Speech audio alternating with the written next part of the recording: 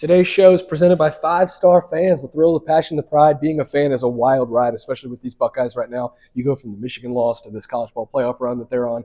Tim, being a fan is a wild ride. With 5-Star Fans, you can finally get in on the action like never before. Go to 5-starfans.com right now. 5-starfans.com right now. Sign up. You get $5. That's right, $5 to give to your favorite Buckeyes player. It's probably Caleb Downs, Jeremiah Smith, Will Howard.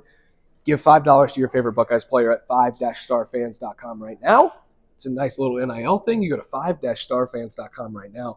Give $5 to your favorite Ohio State player when you sign up at 5-starfans.com right now. Now, on to the show.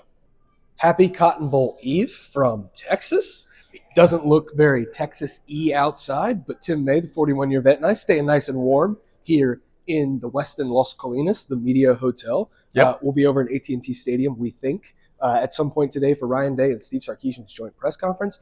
We'll see if we get over there because the weather is turning pretty quickly. Tim, I'm taking the bus and leaving the driving to Gus. Yeah, we'll let the bus driver do that. It's a bigger, heavier machine, and if something happens, it's not on us. So we'll just keep it at that. Ryan Day and Steve Sarkisian will address the media, but we did talk to a handful of Buckeyes after team arrival on, what day is it, Wednesday night. Tim, what'd you learn from that? Emeka Egbuka is looking forward to his probably final game as a Buckeye. Potentially. Yes, the leader of that wide receiver group, Jeremiah Smith, is the star of it. Everybody knows that. Donovan Jackson looking forward to yet again another game in the state of Texas. Yep. He kind of had selective memory on the game from last year. Yeah. When the offense couldn't block me, you, and Todd Lamb, who's walking by as we speak. A blast from the past. But, Jim Knowles, I'm not saying he's basking in it, but we were just talking about this with somebody else, Kurt Bowles from the Houston Chronicle, before we started this video. And, the biggest difference in this football team, I think you agree, has been the way the defense is played. Yeah. And it's gotten better and better as the years gone on since the Oregon game, the loss at Oregon. And you could just feel there's a confidence there when you talk to Cody Simon playing on it. Like I've been saying this for a while. I think he's the best linebacker in the country. Talking about based on the way he is playing. I'm not talking about physical stature, NFL potential, et cetera. But he's just so aware of everything that's going on. And then Chip Kelly, we reminiscing with him about those first couple of plays in the Rose Bowl, which really set the tone. Yeah. I mean, 2 plays I haven't seen them run all year. I was arguing with one guy that, they ran that little takeoff out of the widescreen look maybe once earlier in the year, but not in that way. Yeah. And as Dom Taveri walks by waving at us like he's in the Rose Parade. But yeah, I mean, it's just there's a confidence about this team. Do you agree with me? Well, Tim, that's what I was going to get to is I talked to Donovan Jackson. I asked him, hey, was it awkward to be up on that stage after the Rose Bowl? Because you got confetti flying, there's a trophy in your hands, but nothing's over. It's 2 of 4. Yeah. Emeka Egbuka the same way.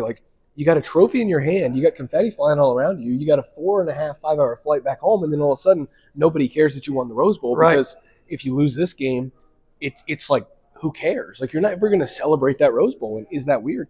He's like, we have to appreciate the moments. Yeah. And I think that's what this team is doing a good job of. They appreciated the moment of beating Tennessee in the horseshoe. They appreciated the moment and the gravity of being at the Rose Bowl and the sunset. And Donovan Jackson even said the words, the San Gabriel Mountains. They did appreciate that and everything that comes with the Rose Bowl. But this team very quickly snapped into Cotton Bowl mode, into semifinal mode. They viewed that more as a quarterfinal than they did the Rose Bowl. They're viewing this more as a semifinal than they are the Cotton Bowl. These are important things, and they're taking time to soak that in, but they're understanding the task at hand, and the goal is to win the national championship. It was never a Rose Bowl or bust season. Right. It was a Natty or bust season. Denzel Burke said it best.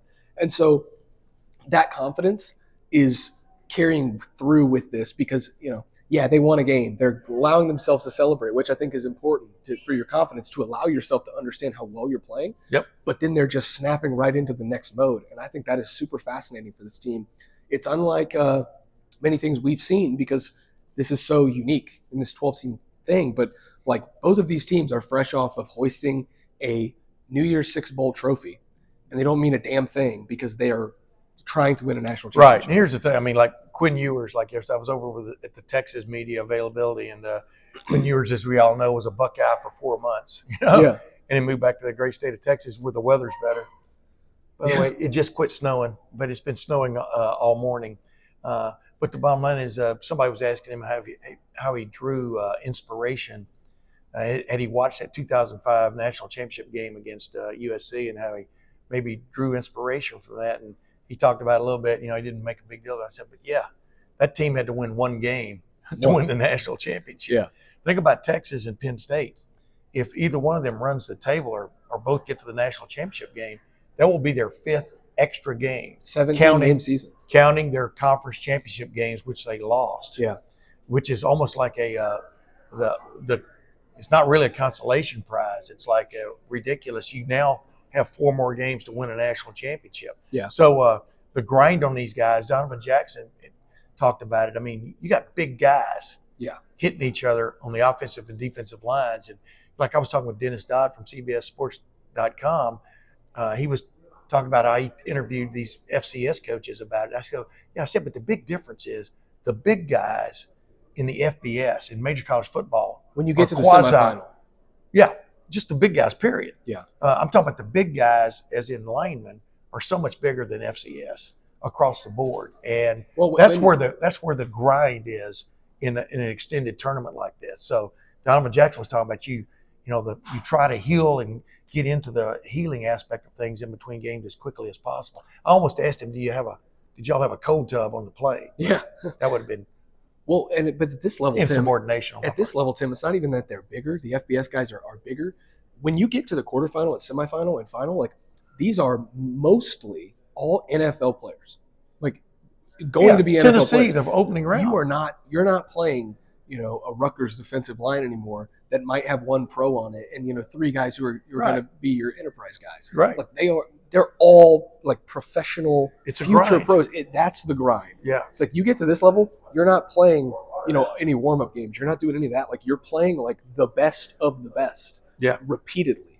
And so I think that's where the grind comes in, is like, this is not for, the weak, I guess. And Texas and Ohio State very fully well understand that. The one thing I wanted to get into with you, Tim, before we get out of here, because this is going to be a quick one, is like, the tenor around Ohio State was like, okay, go do it again before the Rose Bowl, right? Yeah. Like, okay, you did it against Tennessee. Can you do it again? And they did. Now, and they did. They did in a big way. This is now the expectation for this team. I know. Go do it again. And that's unfortunate. It is unfortunate because I think that's a little unrealistic to think that they're just going to completely blow everybody out, but it might not be. And so that's the expectation for this team now. How do they handle that? Going from, well, can you do it again, to now, like, okay, you have to do it again. Because if they survive a squeaker against Texas, like, they're not going to complain about that. It's just win the game. W is all that matters. But the nitpicking becomes even more now.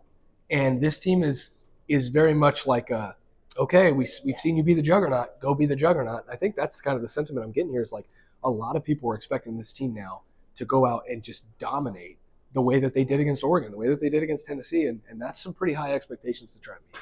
Well, absolutely it is. And, like Chip Kelly was talking about last night at that little media availability with the coordinators, you go into every game, hoping's not the right word. You go into every game planning to take a big lead if you can, know. But the fact that it worked out the way it did was a great combination of complementary, the E, not the I, complementary. Yeah. Well, they probably complemented each other too. But complementary football, when your defense goes out and takes care of business after you've gone, clickety clack right down the track, and then you don't get it done, then the defense takes care of business again. I'm talking about in the Rose Bowl, and boom, you go right back down, score another touchdown. You're up 14-0, and the other team it was basically a shock and awe moment. Yeah, not even blink. You can't even blink before you're up 21-0. Correct, and you can't always, just the same way it was with Tennessee, but that's everybody's game plan. That's what you want to do. Yeah, the game plan is to score. But then when it doesn't, you got to be resilient. If you don't get that quick start, the game's, like Kelly was pointing out, the game's continuing. That can come at any moment again. We've seen it with Ohio State this year, where they have a slow start and then boom, second quarter, 3 straight touchdowns and game over. I mean, the Northwestern game was, at Wrigley Field in a baseball stadium. They fell behind 7-0, and this guy has to sit right here and talk while we're doing this video. But the interesting thing is that they gathered themselves, and got basically a lopsided victory. You never know how games are going to go. You just got to go with the flow, as Chip Kelly says. Yeah, that's basically it. Go with the flow. Tim May, the 41-year vet, he's going with the flow. Spencer Holbrook right here in the Weston Los Colinas. And our new buddy over here. Yeah, new buddy right here. Talking right in front of the video. But that's all right. It's snowing outside. We're going to see if they plow the roads for us. We're going to try to get over and talk to Ryan Day and Steve Sarkisian. I'm taking the bus and driving to Gus. I've already used that line once, haven't I? Yeah, but that's the moral of the story here. We're not going to do any of this driving. We're going to try to get over to AT&T Stadium, talk to the coaches, and then give some coverage from there. I'm just Spencer Holbrook. That's just the 41-year vet, Tim May. Thanks for watching. Thanks for listening. Like the video below. Subscribe to the YouTube channel. You guys make this possible for us to be here covering the Cotton Bowl semifinal between the Buckeyes and the Longhorns. The anticipation is building. We're going to watch Penn State Notre Dame, see who makes it to the title game on Thursday night. I love college football, baby. Oh, yeah. And then Friday, the big one, Cotton Bowl semifinal. It's Texas. As you can tell outside, that's just Tim. I'm just Spencer. Thanks for watching. We'll see you guys over at lettermenrow.com.